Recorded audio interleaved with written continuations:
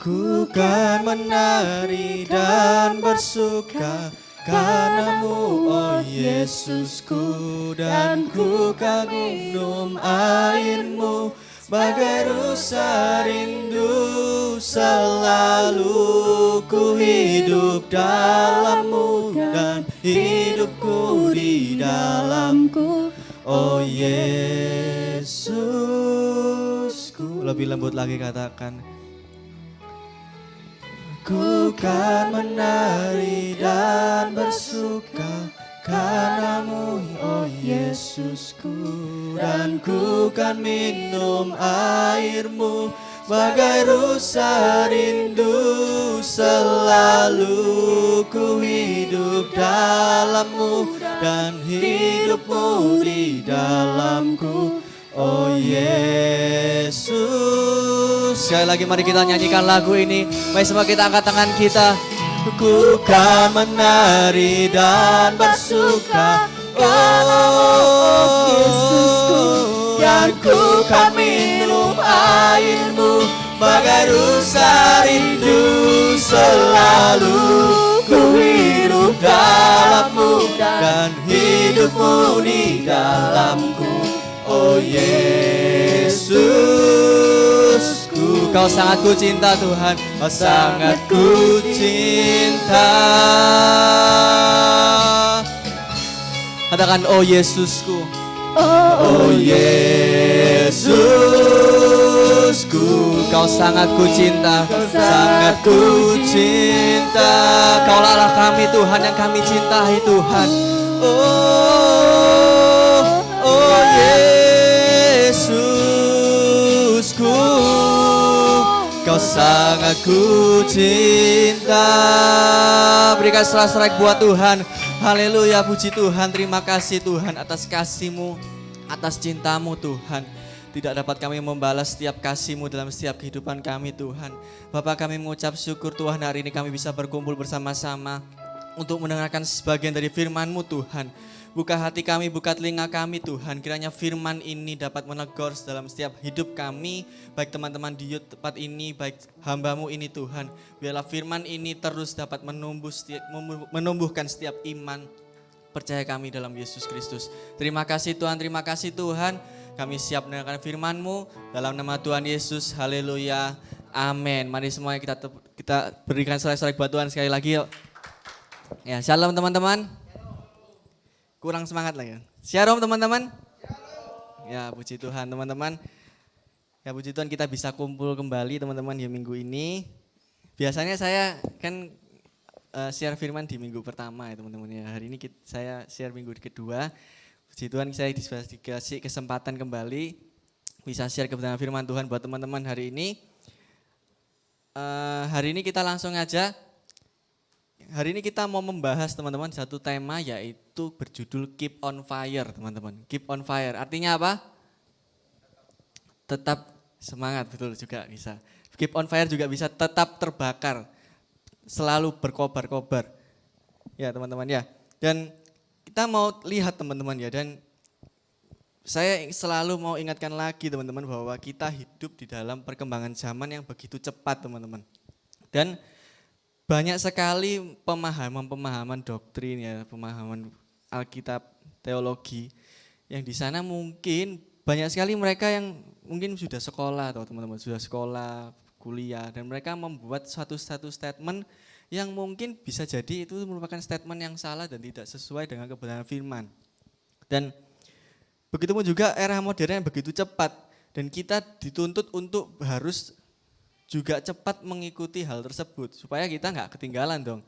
Karena orang Kristen itu saya pernah saya pernah lihat di YouTube channel teman-teman ya. Jadi kalau orang Kristen itu bahwa orang-orangnya itu selalu up to date. Karena bahwa suatu penemuan banyak orang-orang Kristen itu lebih mengedepankan bagaimana kita mau membawa dunia ini supaya lebih baik dan menjadi berkat buat orang di sekitar kita.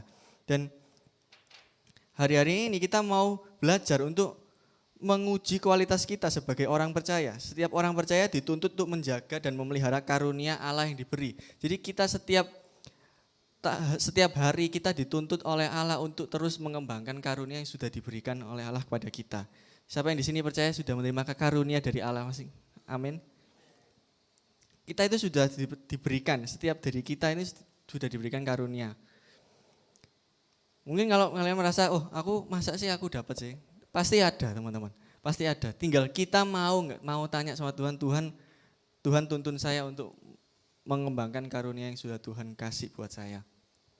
Amin teman-teman. Ya, kita mau baca di sini teman-teman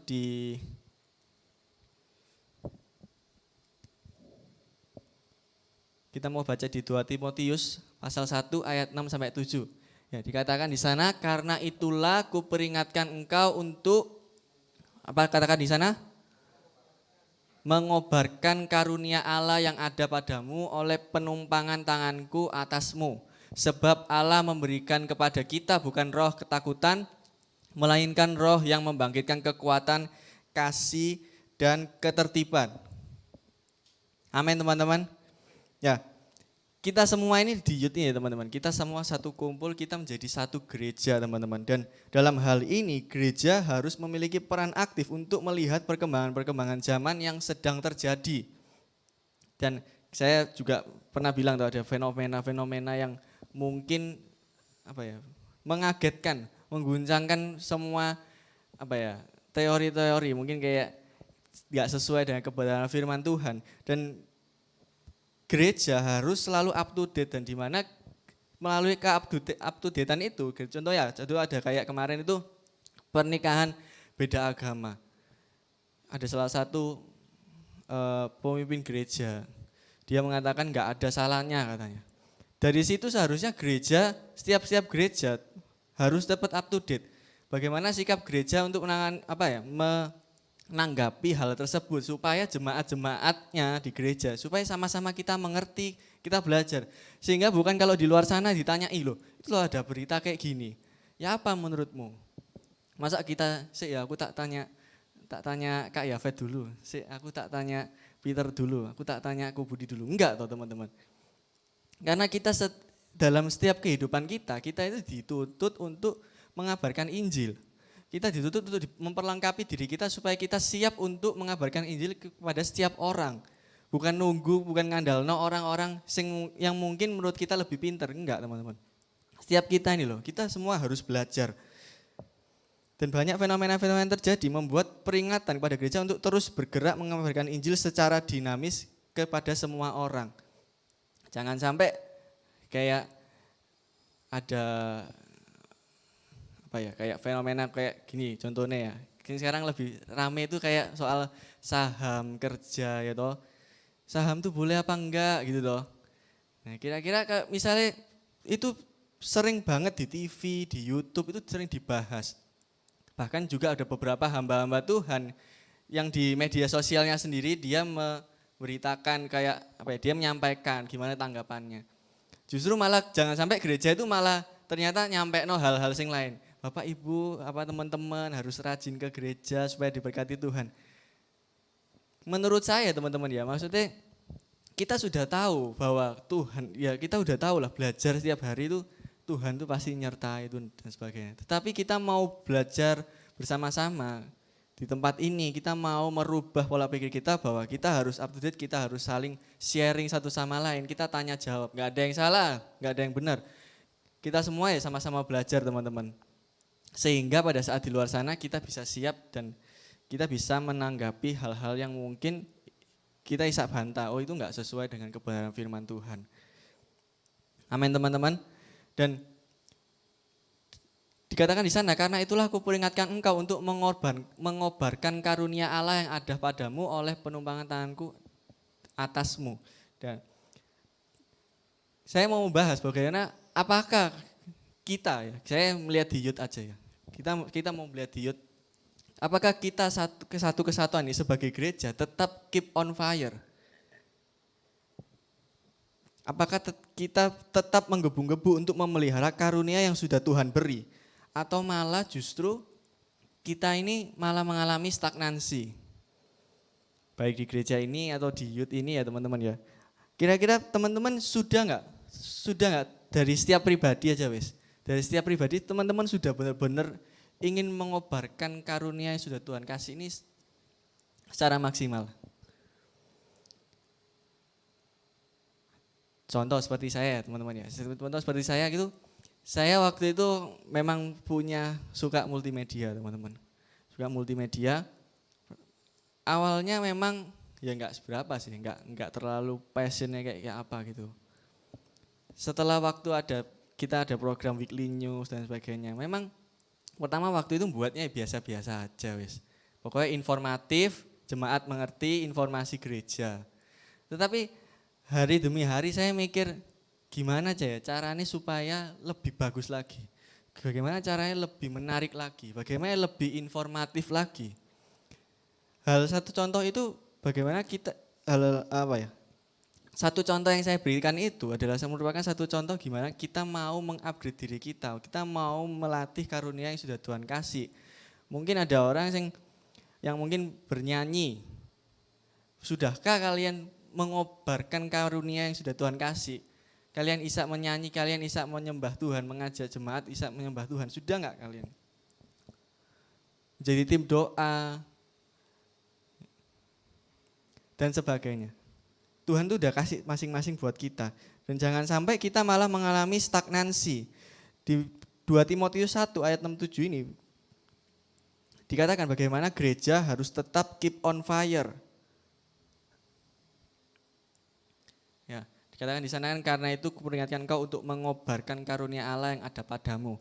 Jadi 2 Timotius ini menceritakan bahwa adalah surat Paulus kepada Timotius secara pribadi teman-teman.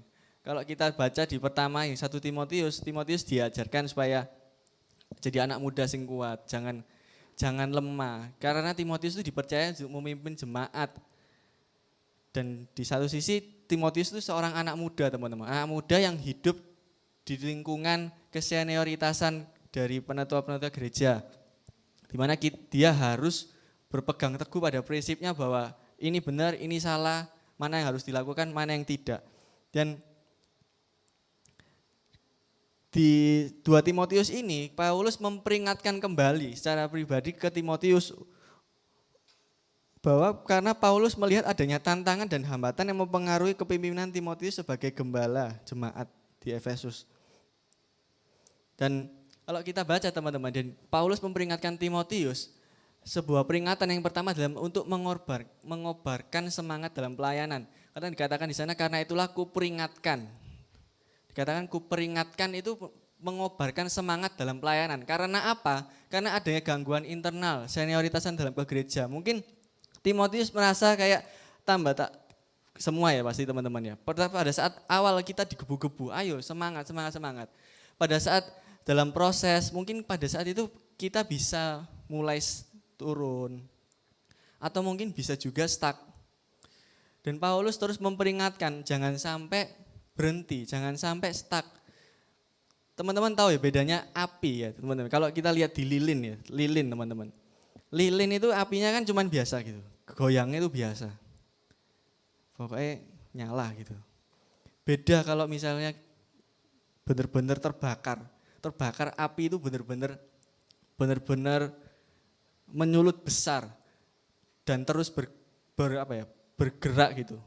Kalau kalian tahu ya banyak tau. Kalian tahu ya banyak berita-berita kalau kalian lihat api itu benar-benar besar dan geraknya itu banyak. Beda dengan lilin yang hanya asal nyala, tapi dia nggak bisa lebih besar lagi teman-teman.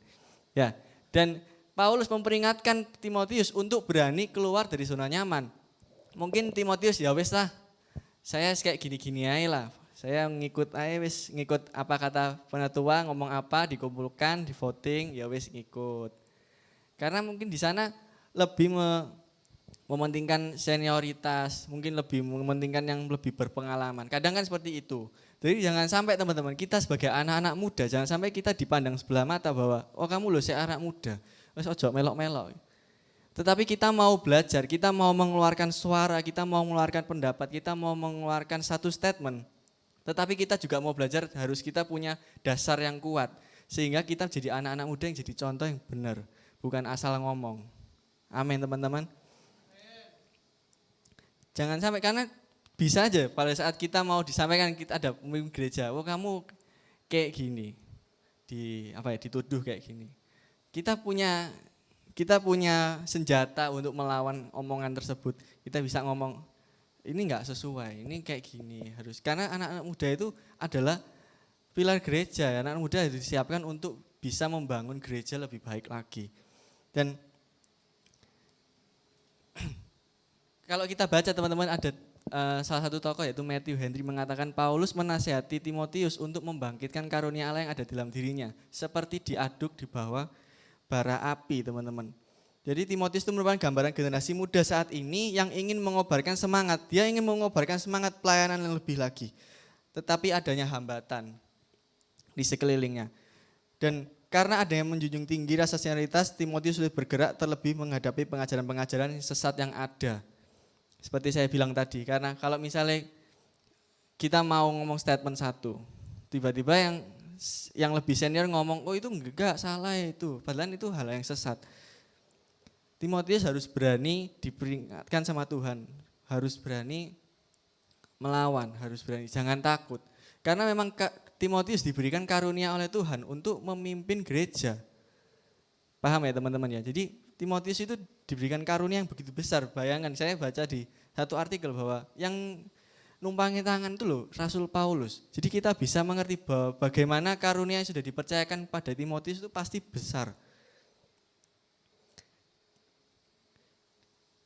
Dan lewat 2 Timotius ini, Paulus mengencourage Timotius kembali, jangan sampai hambatan halangan itu justru sampai bisa memadamkan apinya. Ini dikatakan mengobarkan itu bukan berarti Timotius itu sudah mati apinya, bukan. Saya seperti bilang tadi, seperti lilin yang cuman asal nyala, yang penting ngikut aja, yang penting kita beribadah, yang penting apa kata bersama lah pokoknya. Kita enggak mau repot-repot, kita enggak mau memunculkan konfrontasi, kita enggak mau saling tukar pikiran, enggak, yang penting kita beribadah, kita dengar firman Tuhan, ya gitu toh. Itu mengalami stagnansi, tapi kelamaan akan gampang hancur teman-teman, karena kita enggak mau terus menguatkan diri kita dengan dasar yang kuat. Dan katakan arti kata mengkobarkan adalah dalam kondisi di mana api yang kecil itu lebih disulut lagi, lebih besar lagi. Amin teman-teman ya. Dan dikatakan kalau kita belajar di bahasa Yunaninya, arti kata mengkobarkan itu berarti diaduk teman-teman. Memiliki arti diaduk, di mana kalau kita lihat, kalau kita pernah lihat tukang sate teman-teman ya. Saya sering, mama saya biasanya kalau makan sate babi gitu ya biasanya. Dia arengnya itu dipanaskan dulu satu, lalu dikipas terus digoyangkan ke arang-arang sekelilingnya. Begitupun juga kita. Mungkin ada salah satu di tempat kita ini, ada satu orang yang mungkin menggebu-gebu, di mana dia harus terus mengaduk, mengobarkan karunia tersebut supaya bisa membakar orang-orang di sekelilingnya itu teman-teman. Itu pun tergantung dari setiap orang-orang yang di sekitarnya teman-teman. Contoh ya, saya ini ngobar-ngobar gitu teman. Contohnya saya ngajak Peter sama Marco gitu. Ayo gitu. Tapi kalau mereka nggak mau, sulit teman-teman. Karena memang pada dasarnya gereja itu adalah ya kita jalan bersama-sama, kita belajar bersama-sama, kita menjalankannya bersama-sama. Bukan saya aja, karena gereja itu kumpulan orang yang percaya Tuhan, kita bersekutu, kita belajar firman Tuhan. Jadi ya sama-sama kita mau belajar teman-teman. Kalau misalnya ada salah satu teman kita mungkin bersemangat melayani Tuhan, jangan sampai kita malah males, jangan sampai kita malah merasa wah lah wis jarno DE wis aku tak di belakang ya, aku tak ngelihat sih, nanti lek salah lah, ya salah nanti DE lek mandek-mandek dewi. Bukan kayak gitu teman-teman. Ada satu orang mungkin yang kasih pendapat, ya wis urusan. Seharusnya kita malah ikut membantu, kita mau memberikan masukan, kita mau belajar bersama supaya kita sama-sama membangun gereja ini lebih baik lagi teman-teman. Amin teman-teman. Karena gereja ini bukan cuman gara-gara ada Pak Gem, Ko Budi, Ko Sandy, memang bertiga tok nggak bisa teman-teman. harus semua harus diaduk secara rata supaya semua yang diaduk ini benar-benar terbakar. Baik pemain musik, setiap departemen yang ada pemain musik, multimedia, pendoa, asyat dan sebagainya. Itu semua sama-sama terbakar sehingga gereja ini semakin lebih lagi memberkati orang di sekitar kita. Kita kan hidup di zaman perkembangan zaman teman-teman. Kita memulai khotbah secara online gitu. Kita khotbah online, kita lebih mudah untuk mengabarkan Injil di luar sana. Di youth kita ada kayak ada word of the week. Itu bisa jadi salah satu hal yang media untuk bisa memberkati banyak orang. Bagaimana cara word of the week-nya bisa lebih bagus lagi? Saya pun juga lagi berpikir bagaimana sih caranya supaya lebih bagus lagi gimana. Jangan sampai kita cuma stuck gitu tok. Mungkin kalian merasa, Mulmete Youth kayak gini, kira-kira kurang apa ya? Ya kalian bisa ngomong, Max ini kurangnya apa sih? Aku mau belajar dan sebagainya. Itu jadi salah satu langkah kecil lah saya ngomong. Itu yang bisa menyulut ke semua orang, oh iya Rek ini kok bisa ya aktif, aku juga mau belajar. Jadi di sana setiap kita itu akhirnya bisa melihat karunia yang Tuhan tajam itu kita mau taruh yang di mana. Amin teman-teman. Dan kita mau belajar teman-teman, jangan sampai keadaan yang seperti di Timotius ini mengalami stagnansi juga dialami oleh gereja pada saat-saat ini. Mereka lebih memilih pasif, untuk lebih memilih pragmatis, wes sing sederhana aja lah. Dan kita mau belajar teman-teman, kita di youth ini kita jadi satu gereja, kita mau belajar bagaimana sih cara mengatasi hal-hal demikian, bagaimana sih kita jangan sampai kita pasif, jangan sampai kita mengalami pragmatis, tapi kita mau terus mengobarkan supaya kita bisa beribadah dengan luar biasa setiap hari, bukan secara rutinitas saja. Ada 4 hal yang menjadi ciri-ciri gereja yang on fire teman-teman. Yang pertama adalah gereja yang memiliki keberanian. Dikatakan di sana sebab Allah memberikan roh kepada kita, bukan roh ketakutan, melainkan roh yang membangkitkan kekuatan, kasih dan ketertiban. Gereja yang memiliki keberanian yaitu gereja yang sigap dan tidak gagap. Dan ada beberapa contoh mungkin salah satu mungkin ada pemimpin yang mungkin mereka hanya melihat mengikut-ngikut. Saya selalu ngomong sama teman-teman, jangan sampai kita jadi anak muda yang selalu ikut-ikut. Jangan sampai kita jadi anak muda yang selalu ikut-ikut teman, ikut-ikut siapa? Ya kayak contoh sederhana lah, mungkin kalau pada saat kalian ingin memilih tujuan hidup kalian sih bingung, aku tak melok temanku aja, temanku melok apa, aku tak ikut. Ternyata teman kalian itu sudah menemukan tujuan hidupnya, tapi kalian karena ikut-ikutan, karena kalian nggak sesuai, kalian nggak jadi apa-apa. Pada saat kalian tua nanti, kalian menyesal. Ya puji Tuhan kalau menyesal. Nggak menyesal, dia mungkin cari temennya lain lagi, enggak. Jangan sampai kita cuman hanya wait and see, jangan kata kita cuman ngelihat ngikut-ngikut orang. Tetapi kita mau punya pendirian bahwa kita mau berani untuk menentukan apa yang akan menjadikan hidup kita ke depannya. Baik di kehidupan kita, baik di gereja. Amin teman-teman. Dan karena kenapa kok mereka lebih memilih untuk menunggu, mereka lebih memilih untuk ngikut-ngikut. Mereka hanya mencoba untuk menunggu dan melihat situasi, ini mereka lebih milih sini, yes, aku tak ikut sini. Mereka kok belok kanan, mereka lebih milih yang sebelah kanan, kita ngikut. Karena mereka takut akan keputusannya diri mereka sendiri. Mereka takut untuk mengungkapkan apa yang menjadi pendapat mereka. Padahal dikatakan bahwa kita tuh nggak perlu takut teman-teman. Karena Tuhan itu sudah memberikan roh keberanian. Tuhan tidak memberikan roh ketakutan. Jadi kita nggak perlu menerima apa yang tidak Tuhan berikan. Karena Tuhan memberikan keberanian buat kita. Bahwa Paulus pun juga mengatakan bahwa sebentar ya.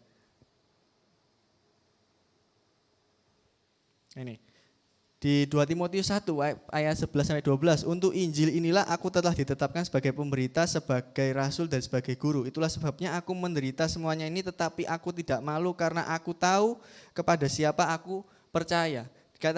Di sana katakan karena aku tahu kepada siapa aku percaya.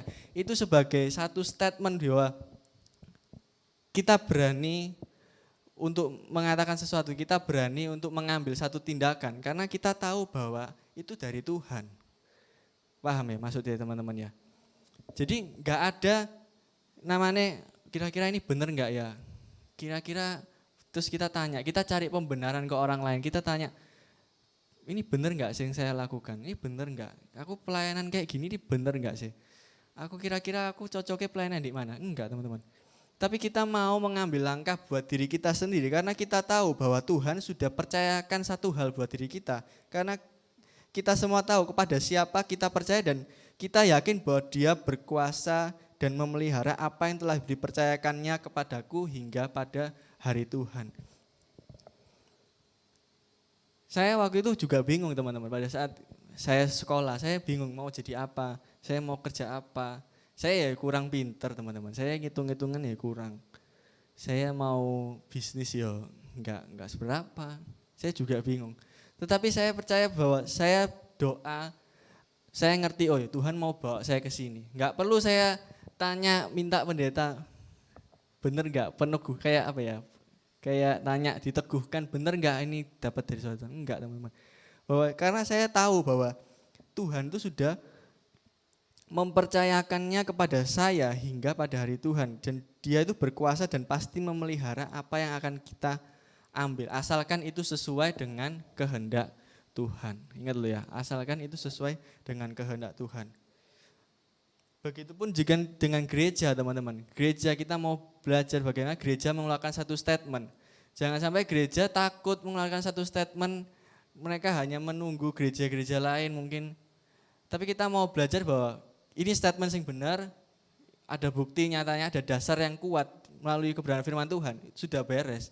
Sehingga jemaat-jemaat di tempat kita ini, kita sama-sama belajar itu bisa kita bisa tumbuh bersama-sama dengan cepat, enggak mengalami stagnasi atau mengalami hal kelambatan pertumbuhan rohani. Amin teman-teman. Dan hal itu yang membuat Paulus tidak mengurangi semangat Paulus untuk memberitakan Injil. Karena Paulus mengerti bahwa hidupnya ini, langkah yang dia ambil ini sudah berasal dari Tuhan. Dan dia enggak perlu takut karena Tuhan pasti akan memelihara dia. Amin. Jadi kita harus berani, kita harus punya roh keberanian. Jangan sampai kita takut mengambil langkah. Amin. Kemudian yang kedua, kita itu gereja yang memiliki semangat teman-teman. Gereja yang memiliki semangat yaitu kita harus memulai setiap pelayanan kita mau melayani Tuhan, kita mau ke gereja, kita mau beribadah, itu harus dimulai dengan semangat. Karena sebab gereja pun dibangun atau dimulai dari semangat Injil. Kalau kita tahu bahwa para rasul pada saat mereka ditinggal Yesus naik ke surga, Allah mengirimkan setiap kita mengirimkan setiap para rasul Roh Kudus teman-teman. Mereka akhirnya bersemangat kembali. Mereka tahu bahwa Allah terus menyertai mereka melalui Roh Kudus. Dan mereka terus bersemangat untuk mengabarkan Injil pada semua orang. Jadi memang karena gereja dimulai dengan semangat Injil. Jadi yang telah dipercayakan kepada Tuhan harus kita terus melakukannya dengan semangat. Kita harus terus mengerjakan karunia itu, kita harus melatih karunia itu terus kita upgrade terus dengan semangat. Jangan sampai kita patah semangat hanya karena gara-gara mungkin ada beberapa gesekan yang ada dan sebagainya. Itu jangan sampai menghalangi kita. Karena kita mau belajar bahwa arti kata semangat itu sama dengan seperti bergairah atau bisa disebut sebagai passionate. passionate atau intens, di mana kita semua satu kumpul ini sebagai gereja, kita harus memiliki persistensi yang tinggi.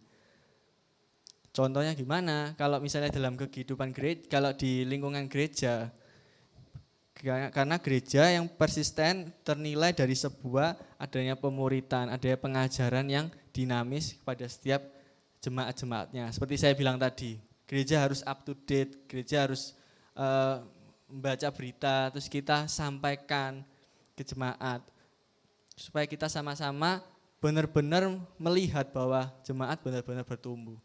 Puji Tuhan di youth ini kita ada komsel, teman-teman. Kita ada komsel. Komsel itu juga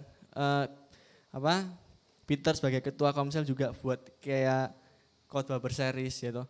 Khotbah berseris dan kita bisa saling tanya jawab. Itu juga salah satu hal yang contoh di mana kita menjadi gereja yang jadi yang semangat. Kita jangan sampai kita cuman biasa-biasa aja, kita harus up to date dan kita juga harus belajar bersama-sama terus menerus. Yang kemudian yaitu gereja yang penuh dengan belas kasihan. Dikatakan di 2 Timotius 1 ayat 9, dialah yang menyelamatkan kita dan memanggil kita dengan panggilan kudus bukan berdasarkan perbuatan kita, melainkan berdasarkan maksud dan kasih karunia-Nya sendiri yang telah dikaruniakan pada kita dalam Kristus Yesus sebelum permulaan zaman. Dan kita mau belajar bahwa setiap kita mau mengorbankan karunia itu teman-teman, kita juga harus memiliki belas kasihan. Jangan sampai kita ada salah satu rekan kita mungkin ada yang berbuat salah, jangan sampai kita menuduh, sampai menyalahkan, sampai dia patah semangat dan akhirnya dia mundur. Enggak, teman-teman. Tapi kita mau hidup dengan belas kasihan karena kita mau belajar bahwa gereja harus memberikan ruang selebar-lebarnya buat kita untuk bisa melayani Tuhan. Tetapi tidak berarti bahwa kebebasan itu akhirnya membuat mentoleransi hal-hal yang enggak benar. Kan ada banyak juga loh contoh-contoh seperti itu. Mungkin saking terlalu bebasnya akhirnya lama-kelamaan yang diajak pelayanan ini malah kalau bahasa Surabaya itu membelakrak tambah ngawur. Akhirnya kita malah kayak mentoleransi hal tersebut. Enggak, teman-teman. Kita mau membuka selebar-lebarnya untuk teman-teman bisa melayani Tuhan, tetapi tidak mentoleransi apa yang tidak sesuai. Justru itulah kasih, teman-teman. Benar toh, teman-teman. Yesus pun memberikan kasih pada kita, tapi bukan berarti kita ini seenak-enaknya mempermainkan kasih yang sudah Tuhan kasih buat kita ini loh. Tapi kita enggak mau menyakiti hati Tuhan. Kita mau terus hidup sesuai dengan kehendak Tuhan. Amin. Karena kalau saya lihat teman-teman kayak saya sharing banyak gereja kayak gitu teman-teman. Mereka kayak membagi circle mereka sendiri. Hari ini kayak enggak terlalu diperhitungkan, itu wis diemno. Ada satu jemaat yang mungkin ini pinter ini. Ini Isa mulmet, ini Isa musik dan sebagainya. Gereja memperhitungkan, akhirnya gereja membagi-bagi circle. Itu sudah tidak berdasarkan kasih. Justru gereja harus membuka selebar-lebarnya buat kita bisa belajar untuk melayani Tuhan. Amin. Kemudian yang terakhir yaitu gereja yang mengedukasi jemaat. Mengedukasi jemaat dikatakan yang kalau kita baca di ayat yang dikatakan yang ayat 7 ya, sebab Allah memberikan kepada kita bukan roh ketakutan, yaitu gereja yang memiliki keberanian, melainkan roh yang membangkitkan kekuatan. Kita harus semangat. Kemudian ada roh yang membangkitkan kasih, yaitu gereja yang harus dengan belas kasihan. Kemudian yang terakhir roh yang membangkitkan ketertiban. Apa maksudnya sih roh yang ketertiban? Ketertiban itu bukan berarti kayak mengenai kita ibadah sesuai liturgi, kita ibadah sesuai jadwal, kita ibadah sesuai apa yang sudah ditetapkan secara random. Enggak, teman-teman. Tetapi ketertiban itu merupakan sesuatu hal yang konsisten di mana jemaat itu bisa bertumbuh. Contoh, kalau kita bersekolah teman-teman, kita sekolah saya dulu ingat pada saat waktu SD, kita kan waktu sebelum masuk kita baris, tertib. Kemudian supaya kita bisa masuk ke kelas bersama-sama untuk memastikan bahwa kita ini masuk kelas ini dengan persiapan hati yang sama. Kita rapi, kita jalan masuk ke ruangan yang sama, kita siap untuk belajar. Paham ya? Arti kata tertib yang saya tangkap tuh kayak gitu. Contoh kayak kita ke gereja. Satu orang siap melayani. Kemudian satu orang lagi dia wis kayak biasa. Hasilnya itu akan berbeda teman-teman pada saat mereka akan melayani bersama-sama. Satu sisi dia ingin mengobarkan semangat kayak seperti tadi bilang. Dia mau menurutkan api ke sekitar mereka, tapi yang satu ini karena dia nggak tertib, dia nggak mau memastikan bahwa ya ini waktunya pelayanan, saya mau berikan yang terbaik, saya mau tertib. Begitu teman-teman. Begitupun juga arti kata tertib adalah yaitu membawa jemaat untuk dapat bertumbuh secara nyata, bukan secara asal-asalan. Bayangkan kalau area SD itu masuk asal-asalan, kayak gitu di kelas ngomong karepe dhewe, ndak toh. Justru pastikan waktu sebelum masuk itu benar-benar rapi baru kita masuk. Jangan sampai gereja itu membawa jemaat ini untuk bertumbuh secara asal-asalan, tetapi bertumbuh secara nyata. Jadi kita mau melihat dari 4 ciri teman-teman, bahwa yang membawa gereja yang akan tetap keep on fire dengan mengutamakan roh yang sudah diberikan Tuhan tadi, yaitu kita harus berani, kita harus semangat, kita harus dengan penuh belas kasihan. Dan kita juga harus gereja yang selalu mengedukasi jemaat. Sehingga gereja ini benar-benar secara nyata kita lihat, oh ya ini arek ini bertumbuh. Oh arek ini loh wis pelayanan lama, ternyata enggak sia-sia dia pelayanan lama di sini. Dia tetap ada progres yang dia alami. Dia tetap bertumbuh. Amin teman-teman. Jadi sehingga kekuatan ibadah bukan hanya mengenai aktivitas, tetapi sebuah implikasi di mana kita menjadikan Kristus sebagai pusat dari segalanya. Jadi yang paling terakhir yaitu dari roh tersebut kita mau menggunakan apa yang sudah Tuhan kasih, yaitu ya kembali lagi kita ini bukan siapa-siapa, kita mau memberikan yang terbaik hanya kepada Tuhan. Kita mau menjadikan bahwa Kristus menjadi pusat dari segala-segalanya. Akhirnya kita itu bisa ibadah kita jadi on fire, pelayanan kita bisa jadi on fire, karena kita sudah tahu bahwa setiap kita ini, kita pada saat masuk, kita mau beribadah, kita mau melayani, kita tahu bagaimana hakikat dalam beribadah yang sesungguhnya. Amin teman-teman. Saya undang pemain musik.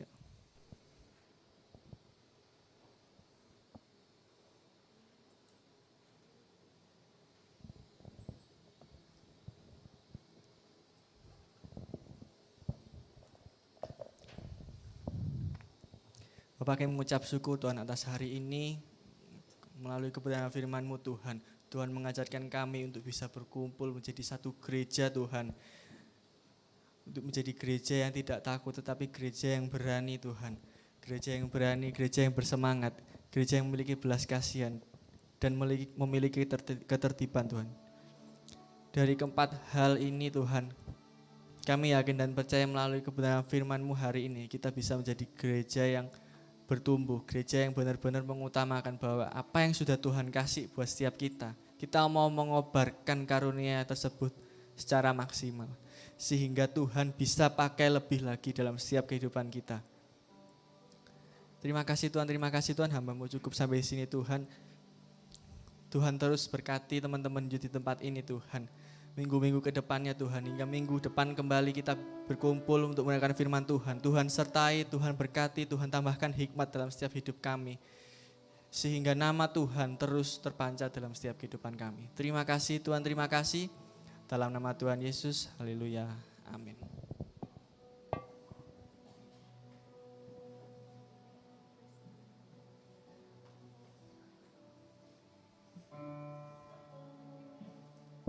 Sama-sama kita satu hati kita berdoa. Kembali kami hadir ke dalam tatamu Tuhan, kami mengucap syukur lewat firman yang siang hari ini boleh sama-sama menegur, menguatkan, menyadarkan setiap iman hati kami Tuhan. Kami percaya bahwa setiap kami yang ada di sini adalah gereja-gereja-Mu, baik secara personal maupun secara komunal Bapa. Dan kami mau sama-sama menghidupi setiap pengabaran Injil, setiap anugerah yang telah Engkau berikan secara nyata dalam hidup kami Tuhan. Kami sadar bahwa ketika para rasul yang rela mati martir Tuhan untuk mengabarkan Injil dan merasakan betapa dahsyatnya perkembangan gereja, maka kami pun juga ingin Tuhan, kami rindu api yang sama, semangat yang sama seperti para kisah rasul, seperti para umat murid-murid-Mu Tuhan, itu boleh ada dalam hidup kami, sehingga kami sebagai murid-murid-Mu bukan hanya mengabarkan Injil, tapi menjadi pelaku Injil itu sendiri Bapa. Kami nikmati setiap ibadah siang hari ini, dan kami juga berdoa mengucap syukur Bapa kalau misalnya seminggu kemarin kami rehat sejenak, liburan, refreshing, dan juga meninggalkan setiap aktivitas sejenak, dan besok kami akan kembali lagi beraktivitas. Mungkin ada yang sekolah, mungkin ada yang kuliah, mungkin ada yang bekerja, menjalani tanggung jawab kami masing-masing. Bapa, kiranya Kamu berkati ini waktunya kami untuk sama-sama menjadi praktek Injil dalam kehidupan kami sehari-hari Tuhan. Berkati setiap masa muda kami, semuanya berada dalam cengkraman-Mu saja Bapa. Dan sebentar lagi kami akan memberikan persembahan yang terbaik. Bapa, kiranya Kamu berkati setiap tangan-tangan kami, setiap nominal persembahan yang kami berikan ini. Biarlah boleh semata-mata hanya untuk pelaburan kerajaan-Mu. Kami memberi bukan karena dengan paksaan, kami memberi bukan karena tuntutan, kami memberi karena kami sadar bahwa Kristus yang terlebih dahulu memberkati setiap kami. Dan kami gak mau berkat itu berhenti di kami saja. Kami mau membagikan berkat itu untuk pelebaran kerajaan-Mu Tuhan. Hanya dalam nama Tuhan Yesus, haleluya, amin. Persembahan boleh dijalankan sambil memberikan persembahan. Ada beberapa pengumuman ya yang boleh disampaikan.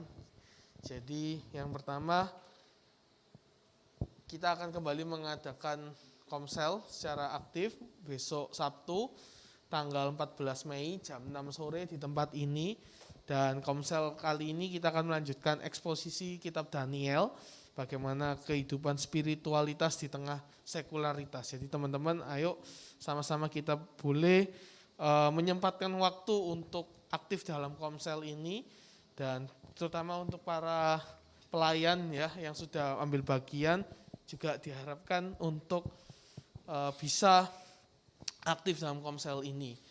Jadi saya ingatkan lagi Sabtu 14 Mei jam 6 sore, dan juga untuk komsel ini kita adakan sebulan sekali, jadi bulan Mei ini jatuhnya di besok Sabtu, di tempat ini. Terus untuk ibadah youth seperti biasa setiap hari Minggu jam 12 siang di tempat ini, dan untuk minggu depan kita akan dilayani oleh Yafet, saudara Yafet. Jadi teman-teman boleh hadir kembali dengan menerapkan protokol kesehatan. Ya, pengumuman sekian, Tuhan Yesus memberkati. Ibadah akan kita akhiri, saya undang semua bangkit berdiri.